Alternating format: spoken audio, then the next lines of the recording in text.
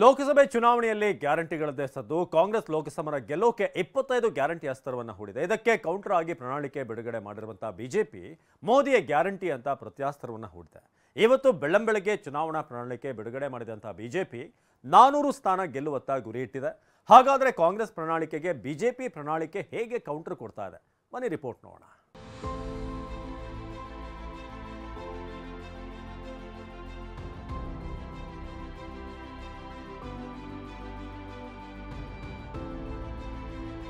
ಲೋಕಸಭಾ ಗೆಲ್ಲೋಕೆ ಮೋದಿ की ಗ್ಯಾರಂಟಿ ಪ್ರಣಾಳಿಕೆ release. Target 400 ಕ್ಷೇತ್ರ, ಸಂಕಲ್ಪ ಪತ್ರ ಹೆಸರಲ್ಲಿ ಮೋದಿ ಗ್ಯಾರಂಟಿ ಅಸ್ತ್ರ.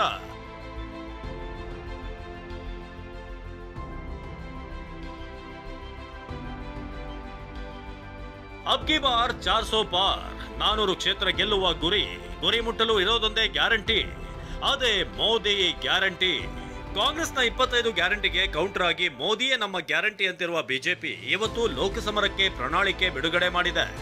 ದೆಹಲಿಯ ಬಿಜೆಪಿ ಪ್ರಧಾನ ಕಚೇರಿಯಲ್ಲಿ ಮೋದಿ ಕಿ ಗ್ಯಾರಂಟಿ ಎಂಬ ಘೋಷಣೆಯೊಂದಿಗೆ ಪ್ರಧಾನಿ ನರೇಂದ್ರ ಮೋದಿ ಸಂಕಲ್ಪ ಪತ್ರ ಬಿಡುಗಡೆ ಮಾಡಿದ್ದಾರೆ.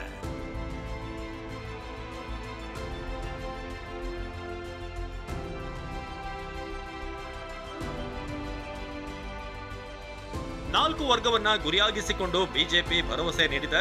ಬಡವ, ರೈತ, ಮಹಿಳೆ, ಯುವಕರ ಕಲ್ಯಾಣವೇ ನಮ್ಮ ಗ್ಯಾರಂಟಿ, ಬಲಿಷ್ಠ ಭಾರತವೇ ನಮ್ಮ ಗ್ಯಾರಂಟಿ ಅಂತ ಘೋಷವಾಕ್ಯ ಮೊಳಗಿಸಿದೆ. 2047ರ ವಿಕಸಿತ ಭಾರತ ಅಂದ್ರೆ ಅಭಿವೃದ್ಧಿ ಹೊಂದಿದ ಭಾರತವೇ ನಮ್ಮ ಗುರಿ ಎಂಬ ಸಂಕಲ್ಪದೊಂದಿಗೆ ಬಿಜೆಪಿ ಪ್ರಣಾಳಿಕೆ ರಿಲೀಸ್ ಮಾಡಿದೆ. मोदी की गारंटी है कि मुफ्त राशन की योजना आने वाले 5 साल तक जारी रहे. हम ये सुनिश्चित करेंगे कि गरीब के भोजन की थाली पोषण युक्त हो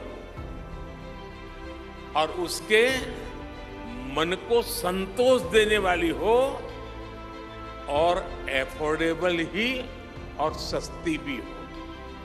यानी पेट भी भरे, मन भी भरे और जेब भी भरा रहे. ಇನ್ನು ಪ್ರಣಾಳಿಕೆ ಬಿಡುಗಡೆ ಕಾರ್ಯಕ್ರಮದಲ್ಲಿ 10 ವರ್ಷಗಳ ಸಾಧನೆಯ ಸಾಕ್ಷ್ಯಚಿತ್ರ ಬಿಡುಗಡೆ ಮಾಡಲಾಯಿತು.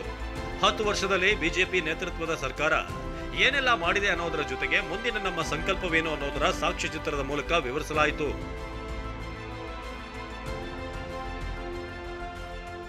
ಹಾಗಾದ್ರೆ ಬಿಜೆಪಿ ರಿಲೀಸ್ ಮಾಡಿರುವ ಗ್ಯಾರಂಟಿಯಲ್ಲಿ ಏನಿದೆ? ಬಿಜೆಪಿಯ ಪ್ರಣಾಳಿಕೆ ಕಾಂಗ್ರೆಸ್ನ ಗ್ಯಾರಂಟಿಗೆ ಕೌಂಟರ್ ಕೊಡುತ್ತಾ?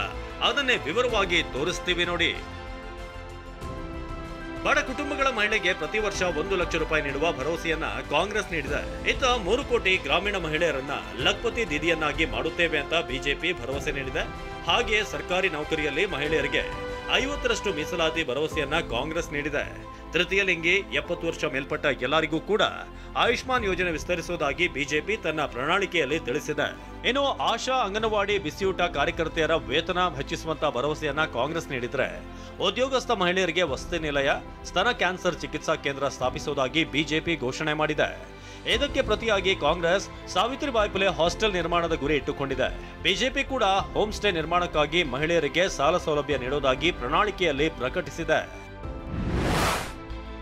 ಇನ್ನು ಕಾಂಗ್ರೆಸ್ ತನ್ನ ನ್ಯಾಯಪತ್ರದಲ್ಲಿ ರೈತರ ಸಾಲ ಮನ್ನಾ ಮಾಡುವುದಾಗಿ ಹೇಳಿದ್ರೆ, ಬಿಜೆಪಿ ಕಿಸಾನ್ ಕಾರ್ಡ್ ಕೊಟ್ಟು ರೈತರನ್ನ ಉತ್ತೇಜಿಸುತ್ತೇವೆ ಅಂತ ಹೇಳಿದೆ. ಬೆಂಬಲ ಬೆಲೆಯ ವಿಚಾರವಾಗಿ ಎರಡೂ ಪಕ್ಷಗಳ ಘೋಷಣೆಯು ಬಹುತೇಕ ಒಂದೇ ಆಗಿದೆ. ಕೃಷಿ ಉತ್ಪನ್ನಗಳ ಬೆಲೆ ನಿಗದಿಗೆ ಆಯೋಗ ರಚಿಸುವ ಭರವಸೆಯನ್ನ ಕಾಂಗ್ರೆಸ್ ನೀಡಿದ್ರೆ, 22 ಬೆಳೆಗಳಿಗೆ ಕನಿಷ್ಠ ಬೆಂಬಲ ಬೆಲೆ ನೀಡುವ ಭರವಸೆಯನ್ನ ಬಿಜೆಪಿ ನೀಡಿದೆ. ಬೆಂಬಲ ಬೆಲೆಯನ್ನ ರೈತರ ಖಾತೆಗೆ ನೇರವಾಗಿ ಜಮೆ ಮಾಡುವ ಭರವಸೆ ಕಾಂಗ್ರೆಸ್ನದ್ದಾಗಿದ್ರೆ, ಇತ್ತ ಬಿಜೆಪಿ ತನ್ನ ಭಂಡಾರ ಯೋಜನೆ ಜಾರಿಗೆ ನಿರ್ಧರಿಸಿದೆ. ಹಾಗೆ ಶಾಶ್ವತ ಕೃಷಿ ಹಣಕಾಸು ಆಯೋಗ ಕಾಂಗ್ರೆಸ್ ಗುರಿಯಾಗಿದ್ರೆ, ಭಾರತವನ್ನ ಗ್ರೀನ್ ಎನರ್ಜಿ ಹಬ್ ಮಾಡುವುದಾಗಿ ಬಿಜೆಪಿ ಘೋಷಣೆ ಮಾಡಿದೆ. ಶ್ರಮಿಕರಿಗೂ ಉಭಯ ಪಕ್ಷಗಳು ಭರಪೂರ ಭರವಸೆ ನೀಡಿವೆ. ಕಾರ್ಮಿಕ ವಿರೋಧಿ ಕಾಯ್ದೆ ಹಿಂಪಡೆಯೋದು ಕಾಂಗ್ರೆಸ್ ಗ್ಯಾರಂಟಿ ಆದ್ರೆ, ಬೀದಿ ಬದಿ ವ್ಯಾಪಾರಿಗಳಿಗೆ 50,000 ಸಾಲ ಸೌಲಭ್ಯ ಬಿಜೆಪಿಯ ಗ್ಯಾರಂಟಿಯಾಗಿದೆ. ಅಸಂಘಟಿತ ಕಾರ್ಮಿಕರಿಗೆ ವಿಮೆ ಕೈಪಡೆಯ ಭರವಸೆ ಆದ್ರೆ, ಪ್ರಧಾನಮಂತ್ರಿ ಬೆಳೆ ವಿಮಾ ಯೋಜನೆ ಬಲಪಡಿಸುವುದಾಗಿ ಬಿಜೆಪಿ ಹೇಳಿದೆ. ಇನ್ನು ನರೇಗಾ ದಿನಗೂಲಿ 400 ರೂಪಾಯಿ ಮಾಡ್ತೀವಿ ಅಂತ ಕಾಂಗ್ರೆಸ್ ಹೇಳ್ತಿದ್ರೆ, 80 ಕೋಟಿ ಬಡವರಿಗೆ ಮುಂದಿನ 5 ವರ್ಷ ಉಚಿತ ಪಡಿತರ ನೀಡುವುದಾಗಿ ಬಿಜೆಪಿ ಸಂಕಲ್ಪ ಪತ್ರದಲ್ಲಿ ತಿಳಿಸಿದೆ. ಇದರ ಜೊತೆಗೆ ಯುವ ಮತದಾರರ ಮೇಲೆ ಕಾಂಗ್ರೆಸ್ ಬಿಜೆಪಿ ಎರಡೂ ಕಣ್ಣಿಟ್ಟಿದ್ದು 30 ಲಕ್ಷ ಸರ್ಕಾರಿ ಉದ್ಯೋಗದ ಭರವಸೆಯನ್ನ ಕಾಂಗ್ರೆಸ್ ನೀಡಿದೆ. ಆದರೆ ಬಿಜೆಪಿ ಹೂಡಿಕೆ ಮೂಲಕ ಉದ್ಯೋಗಾವಕಾಶ ಸೃಷ್ಟಿ ಮಾಡುವುದಾಗಿ ಹೇಳ್ತಾ ಇದೆ. ಇನ್ನು ನೇಮಕಾತಿಗಳ ಪ್ರಶ್ನೆ ಪತ್ರಿಕೆ ಸೋರಿಕೆ ತಡೆಗೆ ಕಾನೂನು ರೂಪಿಸುವುದಾಗಿ ಎರಡೂ ಪಕ್ಷಗಳು ಭರವಸೆ ನೀಡಿವೆ. ಇನ್ನು ನಿರುದ್ಯೋಗ ಪದವೀಧರರ ತರಬೇತಿಗೆ 1 ಲಕ್ಷ ರೂಪಾಯಿ ಒದಗಿಸುವುದಾಗಿ ಕಾಂಗ್ರೆಸ್ ಹೇಳಿದ್ರೆ, ಮುದ್ರಾ ಯೋಜನೆ ಅಡಿ ನೀಡುತ್ತಿರುವಂತಹ 10 ಲಕ್ಷ ರೂಪಾಯಿ ಸಾಲವನ್ನ 20 ಲಕ್ಷಕ್ಕೆ ಏರಿಸುವುದಾಗಿ ಬಿಜೆಪಿ ಭರವಸೆ ನೀಡಿದೆ. ಇದಿಷ್ಟೇ ಅಲ್ಲದೆ ಬಿಜೆಪಿ ತನ್ನ ಪ್ರಣಾಳಿಕೆಯಲ್ಲಿ ಹಲವು ಭರವಸೆ ನೀಡಿದೆ. ಮಹತ್ವಾಕಾಂಕ್ಷೆಯ ಒಂದು ದೇಶ ಒಂದು ಚುನಾವಣೆ ಜಾರಿ ಮಾಡುವ ಭರವಸೆ ನೀಡಿರುವ ಬಿಜೆಪಿ ವಿವಾದಾತ್ಮಕ ಏಕರೂಪ ನಾಗರಿಕ ಸಂಹಿತೆಯನ್ನು ಜಾರಿ ಮಾಡುವುದಾಗಿ ಹೇಳಿದೆ. ಇನ್ನು ಪ್ರಪಂಚದಾದ್ಯಂತ ರಾಮಾಯಣ ಹಬ್ಬಗಳ ಆಯೋಜನೆ, ರಾಷ್ಟ್ರೀಯ ಶಿಕ್ಷಣ ನೀತಿ ಜಾರಿ, ಪ್ರತಿ ಮನೆಗೆ ಪೈಪ್ ಮೂಲಕ ಅಗ್ಗದ ಅಡುಗೆ ಅನಿಲ ಪೂರೈಕೆ ಮಾಡುವ ಗುರಿ ಇಟ್ಟುಕೊಂಡಿದೆ. ಇನ್ನು ದೇಶದಾದ್ಯಂತ ವಂದೇ ಭಾರತ್ ರೈಲುಗಳ ವಿಸ್ತರಣೆ, ವಂದೇ ಭಾರತ್ ಮೆಟ್ರೋ ಸೇರಿ 3 ಮಾದರಿಯ ವಂದೇ ಭಾರತ್ ರೈಲುಗಳನ್ನು ಹಳಿಗೆ ಇಳಿಸುವ ಭರವಸೆ ನೀಡಿದೆ. ಇನ್ನು ಎಲ್ಲರಿಗೂ ವಿಮೆ ಸೌಲಭ್ಯ, ಎಐ, ಸೆಮಿಕಂಡಕ್ಟರ್, ಬಾಹ್ಯಾಕಾಶಕ್ಕೆ ವಲಯ ಪ್ರಗತಿಗೆ ಒತ್ತು ನೀಡುವುದಾಗಿ ಹೇಳಿದೆ. ಹರೀಶ್, TV9 ನವದೆಹಲಿ.